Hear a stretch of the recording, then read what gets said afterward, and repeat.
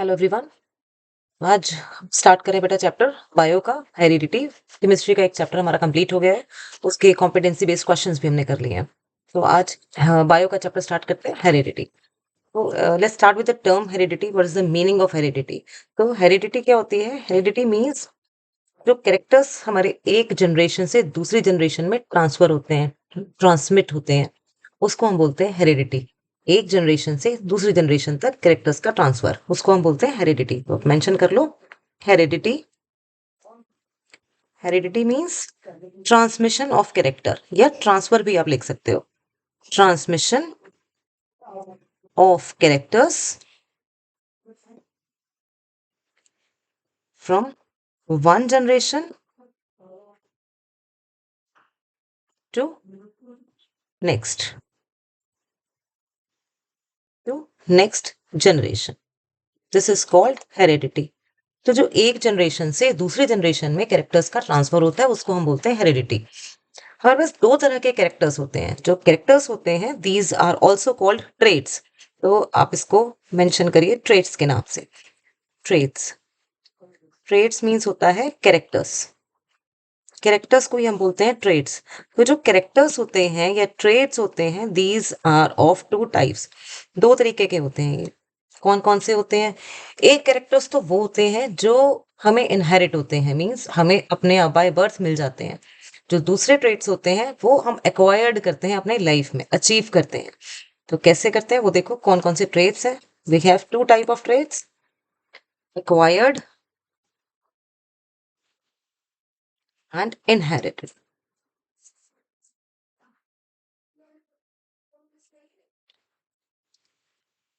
Inherited. Acquired traits means traits which we acquire or achieve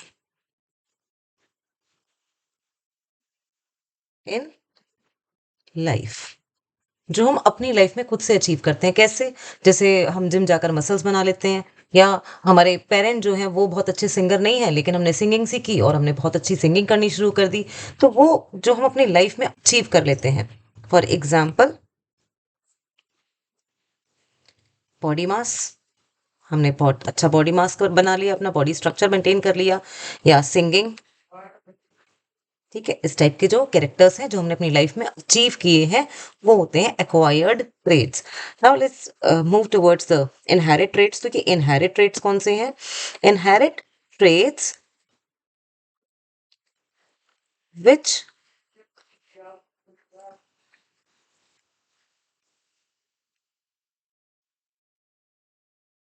we get from our parents, जो हमें हमारे parents से मिलते हैं बाय बर्थ। और you can say by birth ना, कि जो बाय बर्थ हमारे अंदर है उनको हम बोलते हैं वो इनहेरिट ट्रेट्स हैं। फॉर एग्जाम्पल कौन से होंगे इनहेरिट ट्रेट्स? जैसे आपकी colour of I,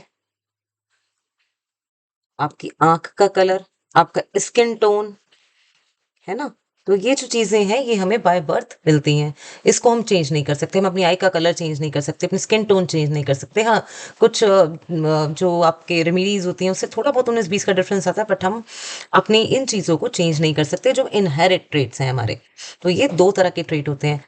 next question ये आया कि ये जो ट्रेट्स हैं, इनहेरिट ट्रेट्स हैं, वो हमारे अंदर आए, बट फिर भी हम सिमिलर नहीं होते हैं अपने पेरेंट्स के।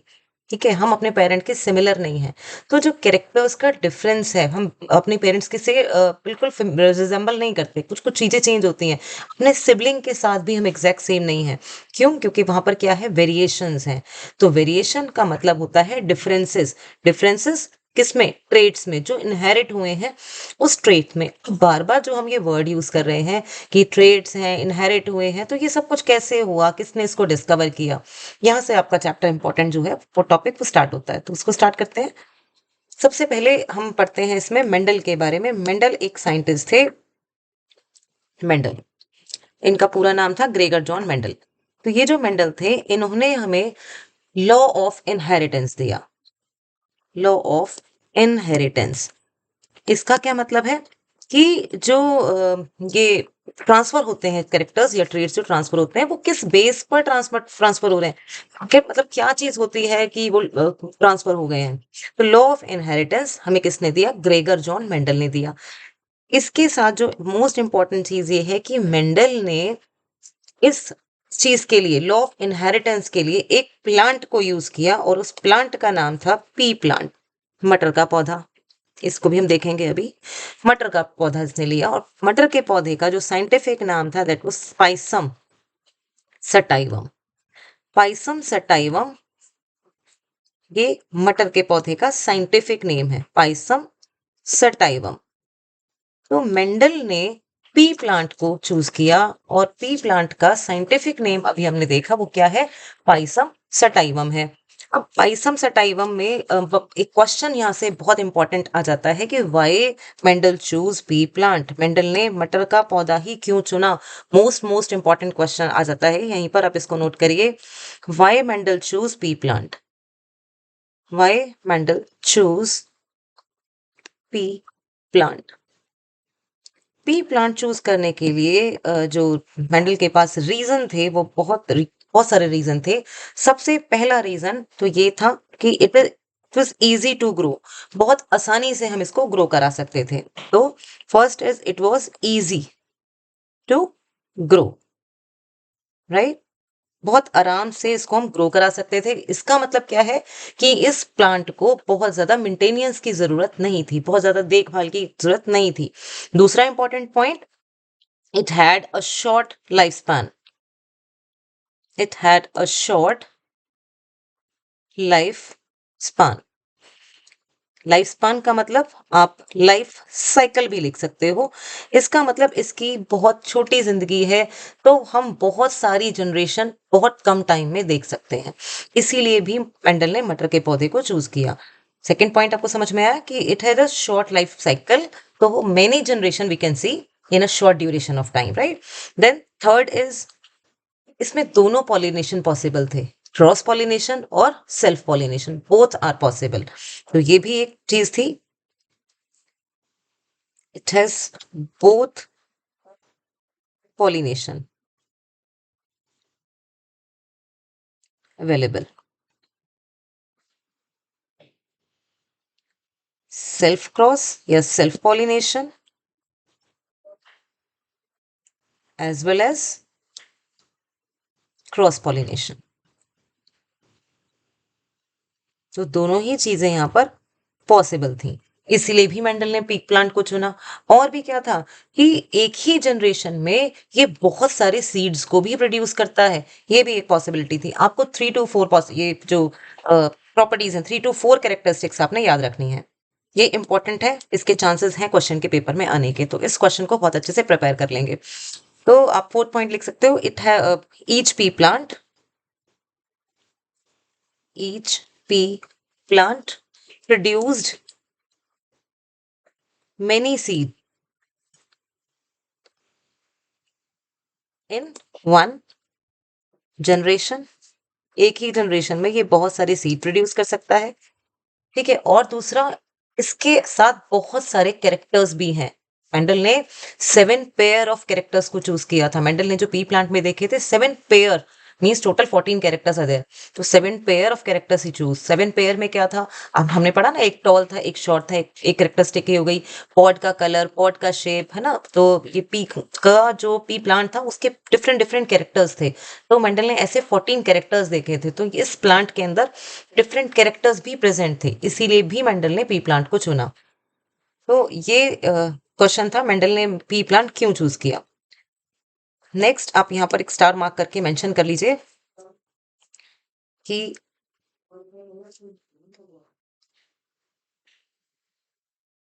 मेंडल ऑब्जर्व्ड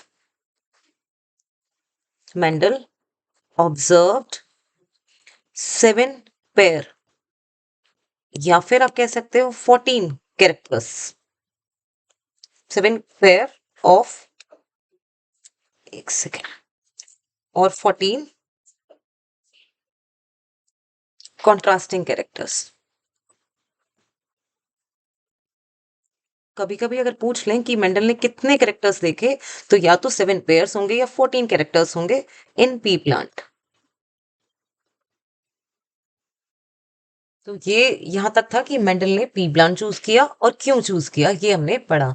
अब नेक्स्ट मेंडल ने कुछ लॉज दिए, तो ये भी इंपॉर्टेंट है। मेंडल ने जो लॉ दिए उन किस चीज के लॉ दिए थे? मेंडल ने लॉ दिया था कि जो कैरेक्टर्स का ट्रांसमिशन हो रहा है वो क्यों हो रहा है और क्या पॉसिबिलिटी है, किस तरह से हमारे जो जीन्स हैं या हमारे कैरेक्टर्स हैं वो डिसाइड होते हैं। तो उसके लिए मेंडल ने कुछ लॉज दिए थे, उन लॉज को कहते हैं हम लॉ ऑफ इनहेरिटेंस। तो एक बार ये भी देख लेते हैं। चलिए, नेक्स्ट है laws of inheritance. Laws of inheritance, इन लॉज को अगर समझें तो बेसिकली मेंडल ने हमें 3 लॉज दिए, first, second and third law. तो जो फर्स्ट लॉ है, that first law is called law of dominance. Okay, first law is law of dominance, second law is law of segregation, law of segregation, and third law is law of independent assortment, law of independent assortment। अब इसको भी समझेंगे कि ये है क्या। ये 3 laws हमें मिले, किसने दिए? ये तीनों ही लॉ हमें मेंडल ने दिए। अब एक एक करके हम इनको समझते हैं कि ये है क्या। लॉ ऑफ, पहले इनकी डेफिनेशन भी एक बार मैं आपको करा देती हूँ कि कभी कभी ये लॉज पूछ लिए जाते हैं कि डिफाइन करिए आप इनको। तो ये तीनों लॉज भी हम एक बार देख लेते हैं कि ये है क्या। चलिए, तो यहां से सबसे पहले हम फर्स्ट लॉ देखते हैं। फर्स्ट लॉ है हमारा लॉ ऑफ डोमिनेंस। पहले आप समझो कि डोमिनेंस क्या है।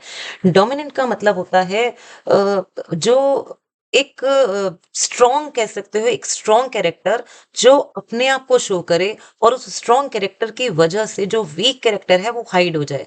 तो जो स्ट्रॉन्गर है, that stronger character is called dominant, और जो वीक है, जो हाइड हो गया in the presence of that dominant character is called recessive. तो we have two type of characters, one is dominant and another one is recessive. Dominant जो visible हो जाए, है ना, और रिसेसिव जो हाइड हो जाए। जैसे कि अगर हमने क्वेश्चन पूछने के लिए 2 बच्चों को बुलाया और दोनों ही बच्चे इंटेलिजेंट थे, दोनों ही बच्चों को आता था, ठीक है, लेकिन डिफरेंस क्या था? एक थोड़ा क्विक आंसर कर पाता था, एक थोड़ा सा शाय था या पोलाइट था। तो जब हम फटाफट से क्वेश्चंस पूछते जा रहे हैं तो क्या होगा? वो जो स्मार्ट सा बच्चा है, जो फ्रीक्वेंट आंसर दे देता है, जो शाय नहीं है, वो फटाफट आंसर देगा।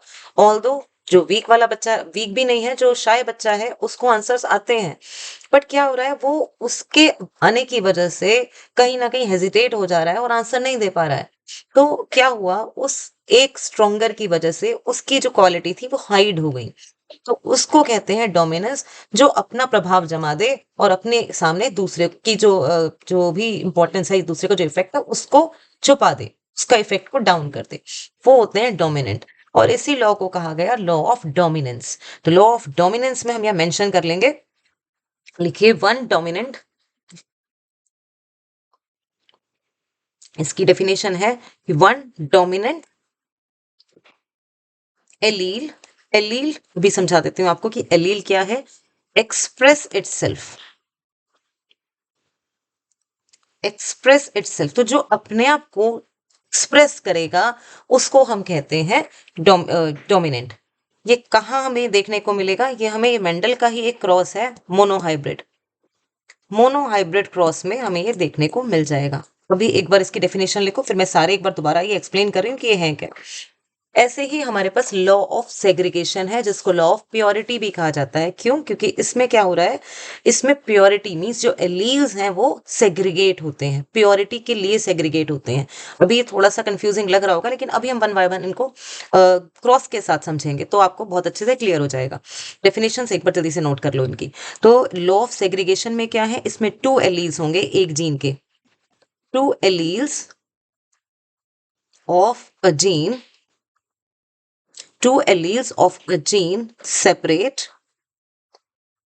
नोट करते जाइए, 2 alleles of a gene separate, कब सेपरेट होंगे? During gamete formation. During gamete formation. Gamete formation के टाइम पे ये जो जीन्स, ये जो एलील्स हैं, ये सेपरेट हो जाएंगे। एक बार समझो अभी कि ये है क्या, यहीं पर थोड़ा सा समझा देती हूँ मैं आपको। चलिए देखो, हमारे पास ना we have chromosomes, we have 23 pair of chromosomes, 23 pair में क्रोमोसोम्स है हमारे पास। तो ये जो क्रोमोसोम्स हैं, ये हमेशा ही पेयर में होते हैं, ठीक है। तो जैसे अगर इसमें हम कोई भी एक पेयर में कैरेक्टर लें, तो हमने लिया लाइक सपोज टी और टी, स्मॉल टी ले लो, चलो ये हमने पेयर में लिया। तो ये क्या है, ये हमारा एक जीन है। और इसको अगर हम सेपरेट कर दें, तो ये जो कैपिटल टी, ये जो कैपिटल टी है और ये जो स्मॉल टी है, दीज आर कॉल्ड एलील्स। तो एलील्स ग्रुप में आकर एक जीन बना लेते हैं, और जीन के अंदर जो क्रोमोसोम है वो क्या है, हमारे पेयर में है। तो ये होते हैं हमारे एलील्स। तो ये एलील्स कब सेपरेट होते हैं, जब हम गैमीट बनाते हैं। जब भी देखो, हमारे बॉडी में 23 पेयर ऑफ कैरेक्टर्स हैं, 23 पेयर ऑफ कैरेक्टर्स में से जो 22 पेयर ऑफ कैरेक्टर्स हैं वो हमारे ऑटोसोम है, और जो 23rd पेयर ऑफ क्रोमोसोम है वो सेक्स क्रोमोसोम है। 22 पेयर जो क्रोमोसोम है वो सब हमारी बॉडी का स्ट्रक्चर, हमारी हाइट, हमारे हेयर, बाकी जो भी चीजें हैं हमारी सारी, वो सब डिसाइड करते हैं। लेकिन 23rd pair will decide the gender of the child. जो सेक्स डिसाइड करता है वो दैट सेक्स क्रोमोसोम ही करता है। तो अब ये जो 23rd पेयर है, ये जितने भी क्रोमोसोम है, ये सब कैसे हैं, पेयर में है। जब गैमेट फॉर्मेशन होता है ना, तभी ये कैप जो पेयर है ये सेपरेट होता है। और जब ये सेपरेट हो रहा है, तो हम इसको एलील्स बोलते हैं कि ये एक एलील है और एक दूसरा एलील है। तो ये एक एलील हमें कहाँ से मिलता है, पेरेंट से, फादर से, और एक एलील हमें मिलता है मदर से, है ना। तो ये इस तरह से हमारे जीन बन जाते हैं। तो एलील्स गैमेट के फॉर्मेशन के टाइम पे सेपरेट हो जाते हैं। गैमेट फॉर्मेशन कब हुआ, है ना, जब एग बना फीमेल में और मेल में स्पर्म बने, तो उस गैमेट फॉर्मेशन के टाइम पे ये जो एलील्स हैं ये सेपरेट हो जाते हैं। तो वही है लॉ ऑफ सेग्रीगेशन। और ये लॉ ऑफ सेग्रीगेशन भी हमें कहाँ देखने को मिलेगा, ये लॉ ऑफ सेग्रीगेशन भी हमें देखने को मिलेगा मोनोहाइब्रिड क्रॉस में ही। तो इसका एग्जाम्पल भी आप मेंशन करेंगे इन मोनोहाइब्रिड क्रॉस। मुझे लगता है अब समझ में आ गया होगा ये एलील्स क्या है, मोनोहाइब्रिड क्रॉस। उसके बाद ये थर्ड वाला है हमारा लॉ ऑफ इंडिपेंडेंट असॉर्टमेंट। इसको देखिए, लॉ ऑफ इंडिपेंडेंट असॉर्टमेंट का मतलब है कि जो एलील्स हैं अलग अलग जीन्स के, वो सब इंडिपेंडेंटली सेपरेट हो जाते हैं। कब सेपरेट होंगे, gain the same gamete formation के टाइम पे ही। चलो उसको भी लिख लेते हैं, नोट करिए इसको भी। चलिए, alleles of different genes, alleles of different genes separate, एक minute, alleles of different gene separate, वो alleles of different gene separate कैसे सेपरेट हो रहे हैं, इंडिपेंडेंटली,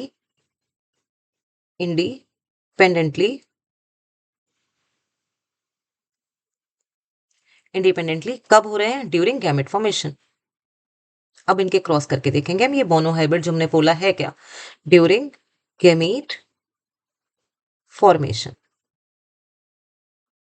ठीक है। गैमेट फॉर्मेशन के टाइम पे जब जीन्स सेपरेट हो जा रहे हैं, उनको हम बोल रहे हैं ये law of independent assortment. For example, इसके एग्जाम्पल में हमारा आ जाएगा डाई हाइब्रिड क्रॉस। देखो, इसमें जर्नली लॉ ऑफ डोमिनेंस की जो डेफिनेशन है वो बहुत ज्यादा पूछी गई है, ठीक है। तो लॉ ऑफ डोमिनेंस की आप डेफिनेशन बहुत अच्छे से कर लेंगे। दूसरा एक इंपॉर्टेंट ये है कि इसमें ये पूछा जाता है कि मोनोहाइब्रिड क्रॉस कौन से लॉ पर डिपेंडेंट है, या डाईहाइब्रिड क्रॉस किस लॉ पर बेस्ड है। तो ये आपने याद रखना है। तो हम पढ़ते हैं इसके क्रॉस के बारे में कि ये क्रॉस कैसे हैं। चलिए, तो नेक्स्ट हम स्टार्ट करते हैं। सबसे पहले लॉ ऑफ डोमिनेंस का जो हमने पढ़ा ना, मोनोहाइब्रिड क्रॉस, इसको देखते हैं। अब आइए यहाँ पर हम स्टार्ट कर रहे हैं मोनोहाइब्रिड क्रॉस। मोनो हाइब्रिड, मैंने आपको बताया कि जो मेंडल हैं उन्होंने 7 पेयर ऑफ कॉन्ट्रास्टिंग कैरेक्टर्स लिए थे। तो मोनो हाइब्रिड क्रॉस, अब ये मोनो का मतलब क्या है, या हम जो ये क्रॉस कर रहे हैं उसका मतलब क्या है।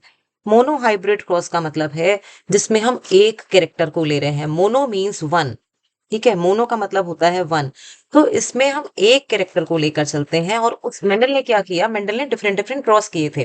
है ना। मेंडल ने मोनो हाइब्रिड क्रॉस किया था, मेंडल ने डाई हाइब्रिड क्रॉस किया था। तो सबसे पहले है मेंडल का मोनो हाइब्रिड क्रॉस, जिसमें मेंडल ने एक कैरेक्टर को लेकर क्रॉस कराया। क्या कैरेक्टर था वो? एक कैरेक्टर कौन सा लिया उसने? मेंडल ने लिया हाइट का कैरेक्टर। हाइट में भी कैसा? उसने कहा कि जो प्लांट है ना, एक तो है टॉल और एक है ड्वार्फ। तो दो मतलब एक ही कैरेक्टरिस्टिक थी। कैरेक्टरिस्टिक क्या थी? हाइट। और दो तरह के पौधे ले लिए, एक छोटा पौधा और एक लंबा पौधा। तो एक था टॉल और एक था ड्वार्फ। ड्वार्फ मतलब होता है बौना पौधा, छोटा पौधा। अब मेंडल ने इसका क्रॉस कराया। अब देखो, क्रॉस मोस्ट इंपॉर्टेंट है, 100% आएगा। अब 100% का मतलब 100% है कि क्रॉस जरूर आता है, एक क्रॉस जरूर आता है बनाने को, या उस क्रॉस के ऊपर बेस्ड क्वेश्चंस। तो देखिए कैसे बनाएंगे इसको हम। अब हमने क्रॉस कराना है किसका? टॉल और ड्वार्फ का। हम मोनो हाइब्रिड क्रॉस करा रहे हैं। तो हमने सबसे पहले लिखा टॉल और ड्वार्फ। अब इसके टॉल के जीन्स क्या थे? Capital T, capital T. ये देखो, हमने टॉल को टी से डिनोट किया, ठीक है। और प्योरिटी मीन्स दोनों कैपिटल हम बता रहे हैं, इसका मतलब ये दोनों दोनों क्या है? प्योर हैं, प्योर पेरेंट हैं। यहाँ पर जो हम लेटर कैपिटल लेंगे उसी का ही हम स्मॉल लेटर यहाँ पर शो करेंगे। किसके लिए? ड्वार्फ के लिए। तो टॉल हमने कैपिटल टी से शो कर दिया, ड्वार्फ हमने स्मॉल टी से शो कर दिया। सेकंड स्टेप होता है, हमें इसके गैमेट्स बनाने हैं। एलील अलग कर दो। ये देखो, कैपिटल टी, इसका स्मॉल टी, ये हमने अलग कर दिया। यहाँ पर हम क्रॉस करके बता रहे हैं कि हम एक टॉल प्लांट का एक ड्वार्फ प्लांट के साथ क्रॉस करा रहे हैं। अब इंपॉर्टेंट है इसका क्रॉस समझना। देखो, ये वाला जो कैपिटल टी है, कलर चेंज कर लेते हैं एक बार। हम्म, चलिए, ये वाला जो कैपिटल टी है, देखो ये इसके साथ क्रॉस करेगा, क्या बनाएगा? कैपिटल टी स्मॉल टी, ठीक है। फिर यही वाला टी दूसरे टी के साथ भी क्रॉस करेगा, again it will be capital T small T. Then ये जो बचा है नेक्स्ट, ये वाला टी, ये इसके साथ क्रॉस करेगा, तो ये क्या होगा? Capital T small T. And this one also cross with this capital T small T. तो यहाँ पर हम देखें, जो प्योर पेरेंट था वो टॉल का कैपिटल टी, और हर एक में क्या है? कैपिटल टी है। अगर एक भी कैपिटल टी है, इसका मतलब वो क्या है? डोमिनेंट है, वो अपना कैरेक्टर शो करेगा। कैपिटल टी और स्मॉल टी में से तो कैपिटल टी हमारा डोमिनेंट कैरेक्टर है ना। तो जहां पर भी कैपिटल टी है वो अपना इफेक्ट शो करेगा। तो इसका मतलब ये जो प्लांट बनेगा वो कैसा होगा? वो होगा टॉल, क्योंकि इसमें कैपिटल टी आ गया, वो स्मॉल टी वाले के कैरेक्टर्स को विजिबल ही नहीं होने देगा, हाइड कर जाएगा। ये भी कैसा होगा? टॉल। ये भी कैसा होगा? टॉल। और ये भी कैसा होगा? Tall. This is called F1 generation. F1 generation में, यानी कि जब एक बार क्रॉस कराया गया और रिजल्ट देखा, तो मेंडल ने देखा कि भाई मैंने तो एक लंबा पौधा लिया था, एक ड्वार्फ प्लांट लिया था, दोनों का जब क्रॉस कराया तो मुझे सारे ही पौधे बड़े मिल गए, सारे ही पौधे लंबे हो गए। तो this is called F1 generation. F1 means filial generation, first generation.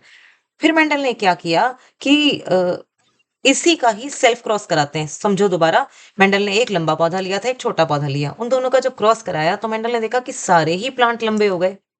अब उन लंबे प्लांट का उसने सेल्फ क्रॉस कराया। अब वही दोनों जो बने हुए थे, उन्हीं में से ही मेंडल ने दो प्लांट लिए और फिर उनका सेल्फ क्रॉस कराया। तो अब हम देखते हैं सेल्फ क्रॉस में क्या होगा। यहाँ देखो, हमने देखा कि क्या बना है। F1 जनरेशन में कैपिटल टी और स्मॉल टी बना है। तो इसने यही दोनों ले लिया, कैपिटल टी और स्मॉल टी, और फिर इन दोनों का क्रॉस करा दिया। This is called self cross. This is called self cross. तो यहाँ पर क्या करा रहे हैं हम? सेल्फ क्रॉस करा रहे हैं। चलिए सेल्फ क्रॉस करा देते हैं। सेल्फ क्रॉस करने के लिए वही सेम सेम रूल, पहले हम क्या बनाएंगे? गैमेट्स बना देंगे। तो हम गैमेट बना देते हैं। ये गैमेट फॉर्मेशन हो जाएगी, कैपिटल टी और small T, capital T small T. अब आप करो इसका क्रॉस। इसका क्रॉस करेंगे तो कैसे होगा? इस कैपिटल टी की मल्टीप्लाई पहले इस कैपिटल टी के साथ हो जाएगी, तो ये क्या बनेगा? Capital T. अगेन इसकी मल्टीप्लाई किसके साथ हो जाएगी? इसके साथ, it will be capital T small T, ठीक है। अब नेक्स्ट जो रह गया है उसकी करिए। ये भी क्या बन जाएगा? Capital T small T. हम हमेशा कैपिटल टी पहले लिखेंगे, देन इसके साथ मल्टीप्लाई हो जाएगी स्मॉल टी। तो अब देखिए, यहाँ पर जब हमने प्योर पेरेंट लिया था तो कैपिटल टी किसका कैरेक्टर था? टॉल प्लांट का। और स्मॉल टी किसका था? ड्वार्फ का। तो यहाँ पर जो next generation I, this is called our F2 generation. तो जिसमें दोनों कैपिटल हैं वो हमारा क्या हो जाएगा? टॉल। जिसमें ये देखो, ये भी क्या होगा? टॉल। मैंने पहले भी बताया, अगर एक भी कैपिटल टी है तो वो कैसा हो जाएगा? टॉल। इसमें भी एक कैपिटल टी है तो ये भी कैसा हो जाएगा? टॉल। इसमें दोनों ही स्मॉल हैं, तो ये क्या हो जाएगा हमारा ड्वार्फ। तो क्या रेशो आया इसका कि 3 तो हमारे टॉल हो गए और 1 हमारा ड्वार्फ आ गया। तो दिस इज कॉल्ड रेशो। हमारे पास 2 तरह की रेशो आएंगी इसमें। तो ये होगी हमारी phenotypic ratio. Phenotypic ratio, phenotypic क्या होती है, जो हम फिजिकली ना देखकर बता पा रहे हैं कि इसमें 3 तो हमारे लंबे हो जाएंगे और 1 छोटा हो जाएगा। दिस इज कॉल्ड फिनोटिपिक, है ना, 3:1 फिनोटिपिक रेशो। अब एक और रेशो होती है जिसको हम बोलते हैं जीनोटिपिक रेशो। अब जीनोटिपिक रेशो भी देखो, नेक्स्ट निकालिए हमारी जीनोटिपिक रेशो। अब जीनोटिपिक रेशो निकालने के लिए कंफ्यूज हो जाते हैं बच्चे कि कैसे होती है। अब देखो क्या बना हमारे पास, एक बना हमारे पास कैपिटल टी, फिर एक करेक्टर हमारे पास बन रहा है कैपिटल टी स्मॉल टी, और एक बन रहा है स्मॉल टी स्मॉल टी। मुझे तो ये 3 ही नजर आ रहे हैं कि यही 3 के अलावा और कोई तो है नहीं। ठीक है, तो आप देखिए कैपिटल टी कितने हैं इसमें, चारों में से कोई भी नहीं, एक ही है। ये हो गया हमारा 1। Capital T small T check करिए, एक यहां पर है और एक यहां पर है, 2 है, तो ये हो गया हमारा 2। फिर स्मॉल टी देखो कितना है, एक ही है, तो ये हो गया 1। तो जब जीन्स को देखकर हम उसकी रेशियो बताते हैं तो वो होता है जीनोटिपिक रेशियो। ठीक है, और फिजिकल अपीयरेंस से बता देते हैं कि हाँ ये इतने 3 लंबे हैं 1 छोटा है, तो वो होती है हमारी फिनोटिपिक रेशियो। तो ऐसे आप ध्यान रख सकते हैं कि जीनोटिपिक रेशियो क्या है और फिनोटिपिक रेशियो क्या है। तो ये हमारा यहाँ तक जाकर मोनोहाइब्रिड क्रॉस कंप्लीट होता है। कि मोनोहाइब्रिड क्रॉस में अगर हम देखें तो फर्स्ट जो जनरेशन थी F1 जनरेशन, F1 जनरेशन में सारे टॉल, यहाँ पर अब रिजल्ट भी लिखना, ऑल टॉल। ठीक है, ऑल टॉल। और F2 जनरेशन में जब हमने सेल्फ क्रॉस कराया तब हमने देखा कि उसमें 3 तो जो जो पूरा रेशो था, मतलब कि 75% जो प्लांट्स बनेंगे वो टॉल बनेंगे और जो 25% बचे रह जाएंगे वो हमारे ड्वार्फ होंगे। बट इसमें यहाँ पर देखो, ये भी आप, हमने जो पढ़ा था ना लॉ ऑफ डोमिनेंस की, लॉ ऑफ डोमिनेंस मतलब कि जो डोमिनेंट होता है वो अपने आप को एक्सप्रेस करता है। तो हम देख रहे हैं, अगर यहाँ पर देखो स्मॉल टी भी है, यहाँ इस वाले में देखिए आप स्मॉल टी भी है, तब भी क्या हो रहा है, कैपिटल टी ही अपना इफेक्ट शो कर रहा है, इट विल बी टॉल। तो कैपिटल टी की प्रेजेंस में स्मॉल टी अपना इफेक्ट शो नहीं कर पाता। This is called law of dominance. तो ये मोनोहाइब्रिड क्रॉस है, वो लॉ ऑफ डोमिनेंस का एक एग्जांपल हुआ। और जीन का सेग्रीगेशन, जो एलील्स का सेग्रीगेशन है, वो हम देख रहे हैं प्योरिटी के लिए कि कैसे ये डिफरेंट हो रहे हैं, कैसे ये सेपरेट हो रहे हैं। तो यहां जाकर हमारा ये मोनोहाइब्रिड क्रॉस कंप्लीट हो गया है। एक और चीज यहाँ पर जो मुझे बतानी है, आज इतना ही करेंगे मोनोहाइब्रिड क्रॉस तक का। चलिए, मोस्टली ना जो ये हम क्रॉस बनाते हैं इसमें गलती होने के चांसेस काफी ज्यादा हो जाते हैं, तो इसके लिए हम एक पुनेट स्क्वायर बनाते हैं। सेम चीजें हम पुनेट स्क्वायर से भी कर सकते हैं। ये होता है हमारा पुनेट स्क्वायर। पुनेट स्क्वायर, ये पुनेट स्क्वायर कैसे बनता है, जैसे हम क्रॉस कर रहे थे ना टॉल का और ड्वार्फ का, टॉल और ड्वार्फ। देखो टॉल कैपिटल टी थे, ड्वार्फ स्मॉल टी थे। अब rather than the put the lines, हम क्या कर सकते हैं, हम एक बॉक्स बना सकते हैं। ठीक है, हमने 4 का एक बॉक्स बना लिया क्योंकि हमारे पास 2 कैरेक्टर्स हैं, ये हमने एक 4 का बॉक्स बनाया है इस तरह से। अब हम क्या करेंगे, एक साइड हम कैपिटल टी ले लेंगे, एक साइड हम स्मॉल टी ले लेंगे। अब हम सिंपली इनकी मल्टीप्लाई कर देंगे, करिए मल्टीप्लाई। कैपिटल टी की मल्टीप्लाई देखो स्मॉल टी के साथ करो, क्या आएगा, कैपिटल टी स्मॉल टी। यहाँ पर भी करिए कैपिटल टी स्मॉल टी, इसकी फिर इन दोनों की करिए capital T small T, capital T small T. ठीक है, तो यहाँ पर भी हमारे, यहीं पर ही आप यहाँ पर रिजल्ट मेंशन कर देंगे कि इसमें एक कैपिटल आ गया तो ये क्या होगा, टॉल। ये भी कैसा हो जाएगा, टॉल। ये भी कैसा हो जाएगा, टॉल। और ये भी टॉल। ये है हमारी F1 जनरेशन जिसमें क्या रिजल्ट आया, ऑल टॉल, ऑल टॉल। ठीक है, और यहीं पर फिर दोबारा से जो हम सेल्फ क्रॉस कराते हैं, सेल्फ क्रॉस भी हम करा सकते हैं, सेल्फ क्रॉस करा लेते हैं। चलिए, सेल्फ क्रॉस में कैपिटल टी स्मॉल टी, इसका क्रॉस किसके साथ करा रहे हैं, कैपिटल टी स्मॉल टी। यहीं पर आप बीच में मेंशन कर दीजिए सेल्फ क्रॉस। ठीक है, सेल्फ क्रॉस। अब इसके लिए फिर से एक बॉक्स बना लो। बॉक्स वाला जो होता है ना, ये जो पुनेट स्क्वायर है, पुनेट स्क्वायर में मिस्टेक होने के जो चांसेस हैं वो कम हो जाते हैं, क्योंकि इसमें सिर्फ हमें मल्टीप्लाई करनी है। देखिए यहाँ पर हम क्या करेंगे, capital T small T, capital T small T, कर दो cross, capital T capital T, capital T small T, capital T small T, और यहाँ पर स्मॉल टी स्मॉल टी। यहाँ पर हम कर क्या रहे हैं, हम सिर्फ इनकी मल्टीप्लाई इधर कर रहे हैं। ठीक है, तो यहाँ पर आप रिजल्ट मेंशन कर दीजिए। रिजल्ट भी क्या आया हमारा, देखो ये वाला कैसे होगा, टॉल, इसमें एक कैपिटल टी आ गया, टॉल, इसमें भी एक कैपिटल टी आ गया, टॉल, इट इज ड्वार्फ। ठीक है, और वही जीनोटिपिक और फिनोटिपिक, फिनोटिपिक रेशियो कितनी आ जाएगी, 3:1, और जीनोटिपिक रेशियो कितनी आ जाएगी, 1:2:1। तो इस तरह से ये क्रॉस होता है। यहाँ तक हमने आज कंप्लीट किया, और इसके बाद कल जो मैं स्टार्ट कराऊंगी आपको मोनोहाइब्रिड क्रॉस पर न्यूमेरिकल, क्योंकि इस रेशियो के ऊपर बेस्ड न्यूमेरिकल्स आते हैं। इस बार प्री बोर्ड में भी न्यूमेरिकल आया है इसके ऊपर बेस्ड। तो यहाँ तक का काम अपना कंप्लीट करके रखिए, नोट्स अपने प्लीज बनाइए। पहले वो यहाँ से मेरी वीडियो से आप नोट्स बनाइए, फिर उनको याद करिए, लिखिए, क्योंकि जब तक आप रिटन प्रैक्टिस नहीं करेंगे तब तक आपको ये सब काम करने का कोई फायदा नहीं है। क्योंकि ये हमें समझ में आ जाता है, हम पढ़ के देख लेते हैं, हाँ हमें अब आ गया, लेकिन जब हम लिखने बैठते हैं हम भूल जाते हैं। क्यों? क्योंकि हमने प्रैक्टिस ही नहीं की। प्लीज मेक श्योर कि आप प्रैक्टिस करेंगे। That's it for today. Thank you. Have a good day.